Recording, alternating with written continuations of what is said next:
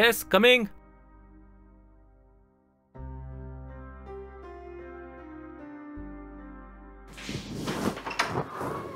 ಹೇ ಭವಾನಿ, ಬನ್ನಿ ಒಳಗಡೆ ಬನ್ನಿ. Thank you sir.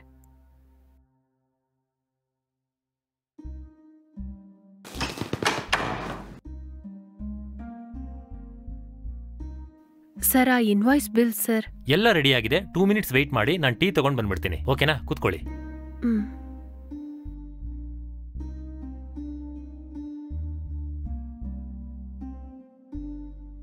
ಟೀ ತಗೊಳ್ಳಿ. Thank you sir.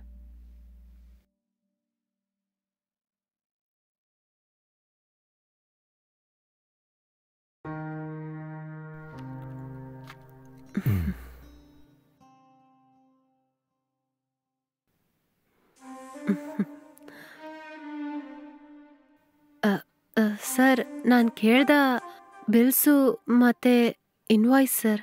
ವೇಟ್, ನೀವು ಬಿಲ್ ತಗೊಂಡು ಓಡೋದ್ರಲ್ಲಿ ಇದೀರಲ್ಲ. ಬಿಲ್ ಎಲ್ಲ ಆಫೀಸಲ್ಲೇ ಇದೆ. ನನ್ನ ಮ್ಯಾನೇಜರ್ ಪ್ರಿಯಾ ತಗೊಂಡ್ ಬರ್ತಾ ಇದ್ದಾರೆ. ನೀವು ಅವ್ರನ್ನ ನೋಡಿದೀರಾ? ಇಲ್ಲ ಸರ್, ಮೋಸ್ಟ್ಲಿ ನಾವು ಮೇಲಲ್ಲೇ ಕೆಲಸ ಮುಗಿಸ್ಕೊಂಡ್ಬಿಡ್ತೀವಿ. ಸಮ್ಟೈಮ್ಸ್ ನಾವು ವರ್ಕರ್ಸ್ ಅನ್ನೇ ಇಲ್ಲಿ ಕಳಿಸ್ಬಿಟ್ಟು ಇನ್ವಾಯ್ಸ್ ಅಂಡ್ ಬಿಲ್ಸ್ ಎಲ್ಲ ತಗೊಳ್ಳೋದು. ಇವಾಗ ಆಫೀಸಲ್ಲಿ ತುಂಬಾ ಸ್ಟ್ರಿಕ್ಟ್ ಆಗಿದ್ರಿಂದ ಡೈರೆಕ್ಟ್ ಆಗಿ ಹೋಗಿ ತಗೊಳಕ್ ಹೇಳಿದ್ದಾರೆ ಸರ್.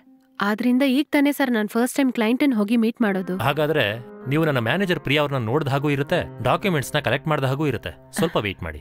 Okay sir. ಪ್ರಿಯಾ ಬಂದ್ರು ಅನ್ಸತ್ತೆ. 1 ನಿಮಿಷ ಬರ್ತೀನಿ. Okay sir.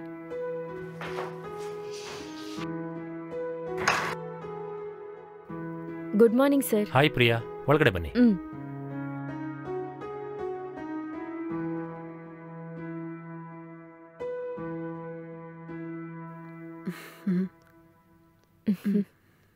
ಭವಾನಿ, ಇವರೇ Priya. Hi. Hi Priya, work ಎಲ್ಲ ಹೇಗೆ ನಡೀತಾ ಇದೆ? ಗುಡ್ ಸರ್, ಚೆನ್ನಾಗಿ ನಡೀತಾ ಇದೆ. Okay, please sit down. Bhavani, ನಾವು ಆಗಾಗ ಫೋನಲ್ಲಿ ಮಾತಾಡಿದೀವಿ. ಈಗ್ಲೇ ನಿಮ್ಮನ್ನ ನೋಡ್ತಾ ಇದ್ದೀನಿ ಅಲ್ಲ? ಎಲ್ಲಿ ವರ್ಕ್ ಮಾಡಕ್ಕೆ ಟೈಮ್ ಸರಿಯಾಗಿದೆ. ಇದ್ರಲ್ಲಿ ಹೇಗೆ ನೇರವಾಗಿ ಮೀಟ್ ಮಾಡೋದು? Okay, no problem. ತಗೊಳ್ಳಿ ನೀವು ಕೇಳಿದ್ದ invoice. Okay, thank you.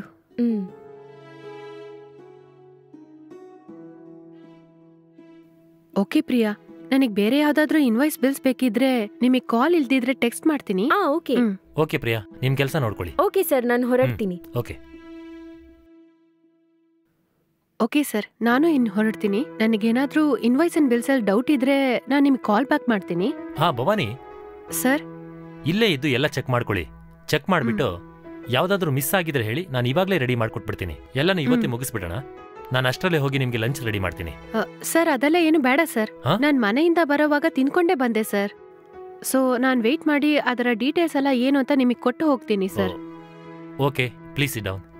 Okay sir.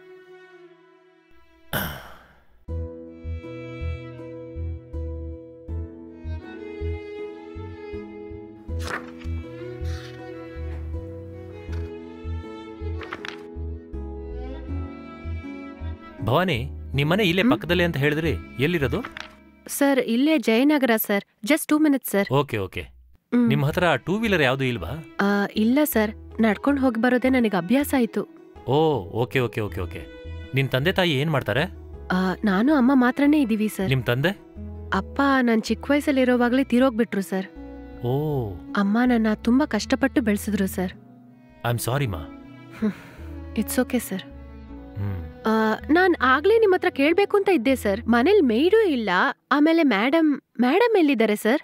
ಅದು ನಾನು ಮದುವೆ ಆಗಿ ಸ್ವಲ್ಪ ದಿನದಲ್ಲೇ ನನ್ನ ಹೆಂಡತಿ ಆಕ್ಸಿಡೆಂಟ್ ಅಲ್ಲಿ ತೀರ್ಕೊಂಡ್ಬಿಟ್ಲು. ಅದಾದ್ಮೇಲೆ ನಾನು ಯಾರನ್ನೂ ನೋಡ್ಲಿಲ್ಲ, ಅದ್ರ ಮೇಲೆ ಇಂಟ್ರೆಸ್ಟೂ ಇರ್ಲಿಲ್ಲ. ಅವಳು ತೀರ್ಕೊಂಡ್ಮೇಲೆ ನನಗೆ ಈ ಜೀವನ ರೂಢಿ ಆಗ್ಬಿಡ್ತಾ. ಇವಾಗ ಈ ಕಂಪನಿ ನನ್ನ ಜೀವನ ಅಂತ ಹೀಗೆ ಹೋಗ್ತಾ ಇದೆ. ಏನ್ ಮಾಡೋದು? I am so sorry sir. Sir, ನೀವು ಬೇರೆ ಯಾರನ್ನಾದ್ರೂ ಮದುವೆ ಮಾಡ್ಕೋಬೋದಲ್ವಾ ಸರ್? ಮಾಡ್ಕೋಬೋದಿತ್ತು. ನನ್ನ ಕುಟುಂಬದವರು, ನನ್ನ ಬ್ರದರ್ ಇನ್ನೊಂದು ಮದುವೆ ಮಾಡ್ಕೊಳ್ಳಿ ಅಂತ ಹೇಳಿದ್ರು. ಆದ್ರೂ ನನ್ನ ಹೆಂಡತಿ ಸ್ಥಾನದಲ್ಲಿ ಬೇರೆಯವ್ರನ್ನ ಕಲ್ಪನೆ ಮಾಡ್ಕೊಳಕ್ಕೂ ಆಗ್ಲಿಲ್ಲ. ಒಂದ್ ವೇಳೆ ಅವಳ ತರದವಳಿ ಸಿಕ್ಕಿದ್ರೆ ನಾನು ಖಂಡಿತ ಮದುವೆ ಮಾಡ್ಕೋತಾ ಇದ್ದೆ. Okay sir. ಸರ್, ನೀವು ಆಫೀಸೆಲ್ಲ ಹೋಗೋದೇ ಇಲ್ವಾ ಸರ್? ಇಲ್ಲಮ್ಮ, ನಾನ್ ನನ್ನ ಕೆಲಸದಲ್ಲಿ ಯಾವಾಗ್ಲೂ ಕರೆಕ್ಟ್ ಆಗಿರ್ತೀನಿ. ಆದ್ರೆ ಹೋದ ವಾರ ನಾನು ಆಫೀಸಲ್ಲಿ ತಲೆ ತಿರುಗಿ ಬಿದ್ದೋದೆ. ಅಯ್ಯೋ. ಆಮೇಲೆ ಡಾಕ್ಟರ್ ಹತ್ರ ಹೋಗಿ ಕನ್ಸಲ್ಟ್ ಮಾಡಿದೆ. ಅವ್ರು ನನಗೆ ರೆಸ್ಟ್ ತಗೊಳ್ಬೇಕು ಅಂತಾನೆ ಹೇಳಿದ್ರು. ಅದಕ್ಕೆ ನಾನು ಮನೇಲೇ ಇದ್ದೀನಿ. ಓಕೆ ಸರ್, ಇನ್ನು ಮುಂದೆ ನಾನು ನಿಮ್ಮನ್ನ ತೊಂದರೆ ಮಾಡಲ್ಲ ಸರ್. ನನಗೆ ಯಾವ್ದಾದ್ರೂ ಇನ್ವಾಯ್ಸ್ ಮತ್ತೆ ಬಿಲ್ಸ್ ಎಲ್ಲ ಬೇಕಾಗಿದ್ರೆ ನಾನು ಆಫೀಸ್ಗೆ ಹೋಗಿ ತಗೋತೀನಿ ಸರ್. ನೋ, ನೀವು ಬರೋದ್ರಿಂದ ನನಗೇನು ತೊಂದರೆ ಇಲ್ಲ. ಯಾಕಂದ್ರೆ ಎಲ್ಲ ಡಾಕ್ಯುಮೆಂಟ್ಸ್ ವೆರಿಫೈ ಮಾಡೇ ಕೊಡ್ತೀನಿ. ಅಲ್ಲಿವರೆಗೂ ಮನೆಗ್ ಬರ್ಲೇಬೇಕಲ್ವಾ? ಒಂದ್ ವೇಳೆ ನನ್ನ ಆರೋಗ್ಯ ಸರಿ ಹೋಯ್ತು ಅಂದ್ರೆ ನಾನು ಆಫೀಸಲ್ಲಿ ಇರ್ತೀನಿ. ಅವಾಗ ಬಂದು ನೀವು ಅಲ್ಲಿ ಆಫೀಸಲ್ಲಿ ತಗೋಬಹುದು. ಓಕೆ ಸರ್, ನನಗೇನಾದ್ರೂ ರೆಸಿಪ್ಟ್ಸ್ ಆರ್ ಬಿಲ್ಸ್ ಬೇಕಾಗಿದ್ರೆ ನಿಮಗೆ ಕಾಲ್ ಬ್ಯಾಕ್ ಮಾಡ್ತೀನಿ. Thank you sir.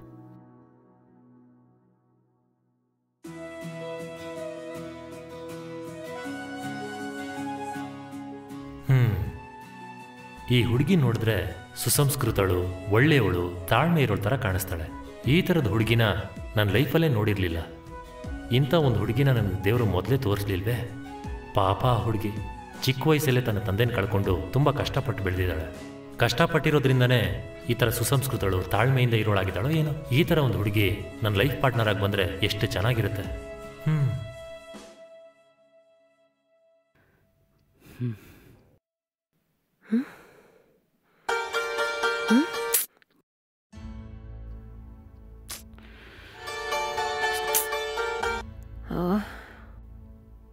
ಏನ್ ಹೇಳು?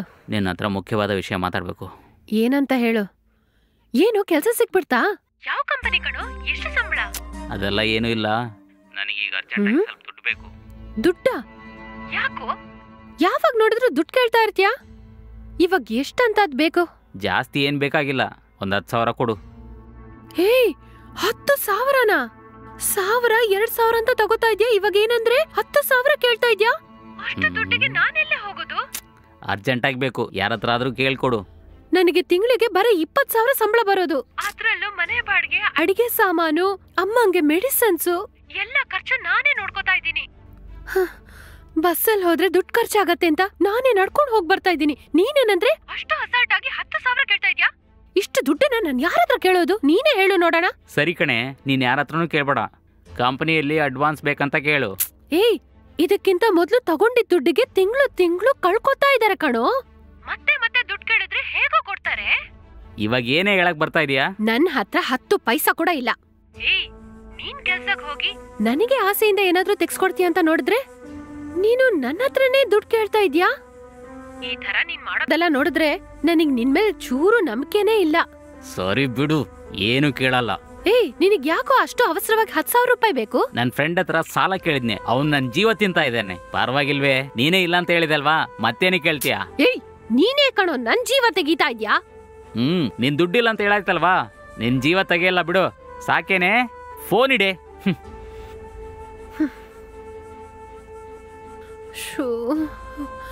ಇವನ ನಂಬಿ ಹೇಗೆ ಮದುವೆ ಮಾಡ್ಕೊಂಡು ಹೇಗೆ ಇವನನ್ನ, ಅಯ್ಯೋ.